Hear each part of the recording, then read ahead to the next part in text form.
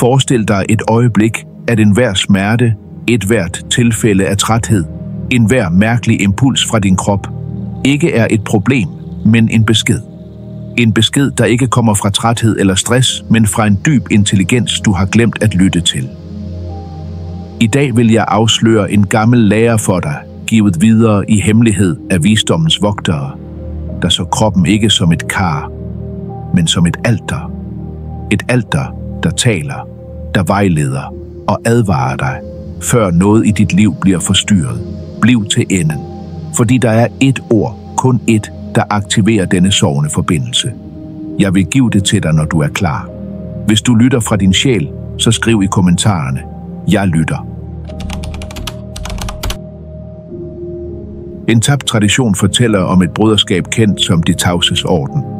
De levede langt fra støjen, i bjerge, hvor ekkoet syntes at have en hukommelse. De underviste ikke med ord, de underviste med deres tilstedeværelse. De hævdede, at menneskekroppen ikke bare indånder luft, den indånder information. Og de hævdede, at hvis en person lærte at fortolke sin krops sanseindtryk, fik de adgang til en visdom, som ingen lærer kunne videregive. Men det, der virkelig adskilte denne orden, var dens metode. De observerede hver ny lærling i hele måneder uden at sige et ord. De studerede, hvordan de gik, hvordan de åndede i frygt, hvordan deres skuldre hang ned, når de løj. For dem var kroppen en åben bog skrevet i et sprog, der går forud for tanken. De udviklede, hvad de kaldte kroppens 5 vidnesbyrd. Spænding afslørede indre konflikt, overfladisk vejrtrækning viste afkobling fra nutiden. Kronisk smerte pegede på undertrykte følelser, gentagne bevægelser, udtrykte fangede mentale mønstre, og ekstrem træthed indikerede et liv levet løsrevet fra sit sande formål. De sagde, at hvert organ havde sin egen form for visdom. Maven bearbejdede ikke kun mad, men også ufordøjede oplevelser. Hjertet registrerede ethvert forræderi og enhver handling af ægte kærlighed. Lungerne lagrede smerten fra det usagte. Halsen lukkede sig, når sandheden forblev tavs. Disse vogtere mente, at de fleste sygdomme stammede fra én årsag: sjælens døvhed. Når vi holder op med at lytte til subtile signaler, må kroppen råbe. Først med ubehag, så med smerte, til sidst med kriser. De udtalte en gådefuld sætning: kroppen taler før skæbnen. Og det er derfor magthaverne begyndte at frygte dem, fordi et menneske, der lytter til sin krop, bliver umuligt at manipulere. Hvis dette mysterium allerede giver genlyd i dig, så skriv, jeg husker. Der er et usynligt sår, der løber gennem hele den moderne menneskehed. Det viser sig ikke på røntgenbilleder eller blodprøver. Læger diagnosticerer det ikke, fordi de ikke genkender det. Og alligevel er det roden til næsten al nutidig lidelse. Det er bruddet mellem, hvem du er og hvem du foregiver at være. Mellem din essentielle natur og den maske, verden tvang dig til at bære. Denne kløft udvides dag for dag, og din krop betaler prisen for at holde den løgn i live. Når du lever langt væk fra din sandhed, går dit nervesystem i en permanent alarmtilstand. Ikke fordi der er reel fare udenfor, men fordi det opdager det indre forræderi. Det erkender, at du lever i et liv, der ikke tilhører dig. Din krop registrerer hver gang du siger ja, når du vil sige nej. Hver gang du smiler, mens noget indeni brister. Hver gang du tvinger dig selv til at blive på steder, hvor din ånd visner. Og al den information er lagret i dit cellevæv, i din fascia, i din muskelhukommelse. Gamle kulturer forstod noget, som moderne videnskab først nu er begyndt at genopdage.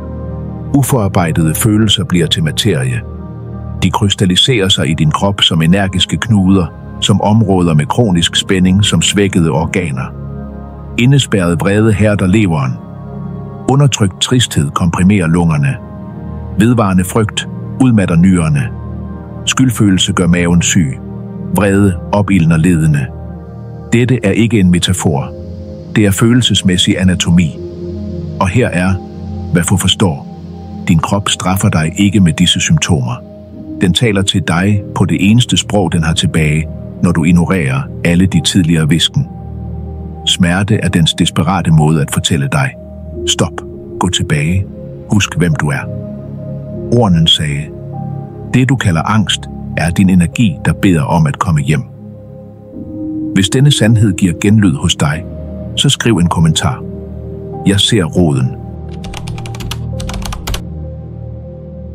Den moderne opfattelse er, at kroppen er biologi, en samling af organer og kemiske reaktioner.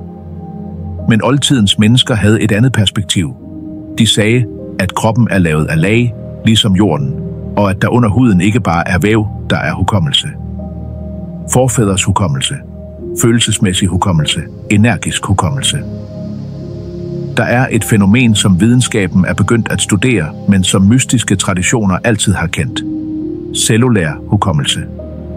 Dine celler udfører ikke bare biologiske funktioner. De lagrer information om alt, hvad du har levet, følt og oplevet. Selv om, hvad dem, der kom før dig, oplevede. Nogle mennesker føler uforklarlige frygt i situationer, de aldrig har stået overfor. Nogle bærer på sorger, der ikke svarer til deres personlige historie. Nogle kroppe reagerer med terror på stimuli, som det bevidste sind ikke genkender som trusler. Dette sker, fordi kroppen bærer på transgenerationel hukommelse.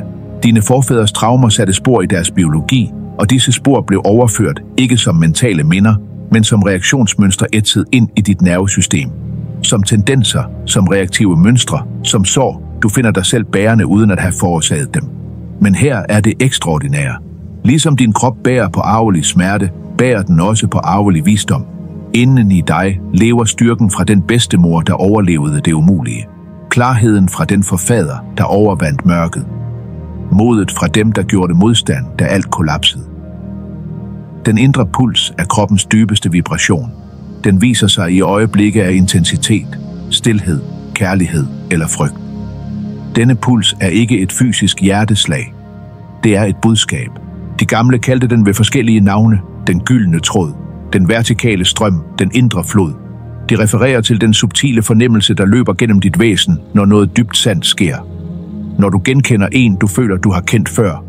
Når et sted føles mærkeligt velkendt. Når en sandhed berører dig, og hele din krop svarer med et stille ja. Den puls er din direkte forbindelse til det, der overskrider din personlige identitet. Det er din sjæls sprog, der kommunikerer gennem materie. Når du lærer at lytte til den, ændrer den dit liv, fordi den afslører, hvad dit sind ignorerer. Hvis du er klar til at lytte til den puls, så sig, jeg åbner mit indre jeg. Dette er den praksis, som ordenen kun gav til dem, der var forberedte. Luk øjnene og ret din opmærksomhed mod midten af dit bryst. Søg ikke efter noget. Bare observer. Træk vejret langsomt, som om luften havde vægt. Tving den ikke. Bare tillad den. Føl den fineste puls i din krop. Det er ikke dit hjerte. Det er den lille indre rystelse, der opstår, når du møder dig selv. Når du føler det, så fortolk det ikke. Sig bare indvendigt, jeg er her. Spørg så, hvad har du brug for at vise mig? Og jeg forsikrer dig. Kroppen reagerer.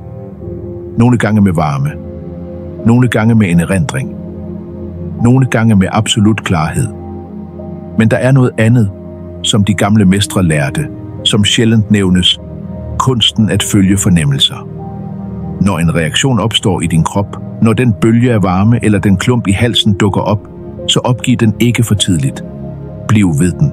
Placer din opmærksomhed direkte på den fornemmelse. Træk vejret ind. Giv den plads. Spørg den ordløst, hvad er der ellers her? Og så vil det begynde at afsløre sig selv. Et billede fra din barndom kan dukke op. En pludselig indsigt i et aktuelt forhold kan dukke op. Det kan simpelthen opløses og frigive års akkumuleret spænding. Denne proces kræver tålmodighed. Moderne kultur har trænet os til at søge øjeblikkelige svar, men kroppens sprog fungerer på organisk tid. Ikke i sekunder, men i cyklusser. Ikke i hast, men i modning. Nogle vil opdage, at deres krop viser dem fremtiden, før den sker. De vil føle en specifik sammentrækning dage før en vanskelig situation manifesterer sig. De vil opleve en udvidelse i brystet lige før de møder en vigtig person. Dette er ikke magi. Det er dit opfattelsessystem, der opererer på frekvenser, som dit rationelle sind endnu ikke genkender. Andre vil opleve, at deres krop afslører sandheder om de mennesker omkring dem. De vil føle fysisk ubehag i nærheden af dem, der bærer masker. De vil opleve dyb afslapning ved siden af dem, der vibrerer af autenticitet. Din krop læser energier, som dine øjne ikke ser. Nøglen er at gøre dette til en daglig praksis. Ikke kun i krisetider eller forvirring, men som en måde at være i verden på. At gå med fødderne fast på jorden. Spis, mens du er opmærksom på, hvordan hver enkelt fødevare påvirker din energi. Tal, mens du bemærker, hvordan visse ord skaber udvidelse og andre indsnævring i din hals. Når du øver dig, så skriv: Jeg lyttede til min puls. Når du lærer at læse din krops sprog, ændrer noget sig i dit liv. Angst mister sin kraft. Frygt bliver en guide. Udmattelse bliver et kompas. Intuition aktiveres. Din sjæl holder op med at skrige, fordi du endelig lytter til den. Men det, der virkelig forandrer sig, er dette. Du holder op med at føle dig fragmenteret. I årevis har du levet, som om du var flere mennesker. Den, der arbejder. Den, der bekymrer sig. Den, der lider. Den, der foregiver at være okay. Og alle disse versioner virkede usammenhængende, nogle gange endda i krig med hinanden. Når du genopretter forbindelsen til din krop, begynder alle disse dele at tale sammen. De integreres, og du opdager, at du altid var en, helt sammenhængende. Det, der virkede som en modsigelse, var blot støj, interferens mellem din essens og verdens forventninger. Du begynder at bevæge dig gennem livet med en stille autoritet. Du behøver ikke længere at overbevise nogen om dit værd, fordi du føler det pulsere i hver celle. Du søger ikke længere ekstern bekræftelse, fordi din krop bekræfter øjeblik efter øjeblik, hvad der er sandt for dig. Dine beslutninger bliver klarere. Når nogen foreslår noget, behøver du ikke længere dages mental overvejelse. Du mærker simpelthen, om din krop udvider sig eller trækker sig sammen som reaktion på den mulighed. Og du lærer at stole på den følelse frem for ethvert logisk argument. Dine forhold ændrer sig. Du bliver i stand til at opdage, hvornår nogen er oprigtig, og hvornår de handler ud fra frygt eller manipulation. Ikke fordi du dømmer dem, men fordi din krop fortæller dig det. Og denne klarhed giver dig mulighed for at sætte grænser med kærlighed, uden skyldfølelse. Din kreativitet blomstrer, fordi sand kreativitet ikke kommer fra tanken, den kommer fra kroppen. Den kommer fra den direkte forbindelse til kilden, der pulserer under dine ord, under dine idéer. De gamle kunstnere vidste dette. Genialitet tænkes ikke over, den kanaliseres gennem en modtagelig krop. Dit formål åbenbarer sig selv, ikke som en stor idé, du skal forfølge, men som en strøm, der allerede flyder i dig. Som en naturlig tiltrækning til bestemte oplevelser, bestemte måder at tjene på, bestemte udtryk for din unikke gave.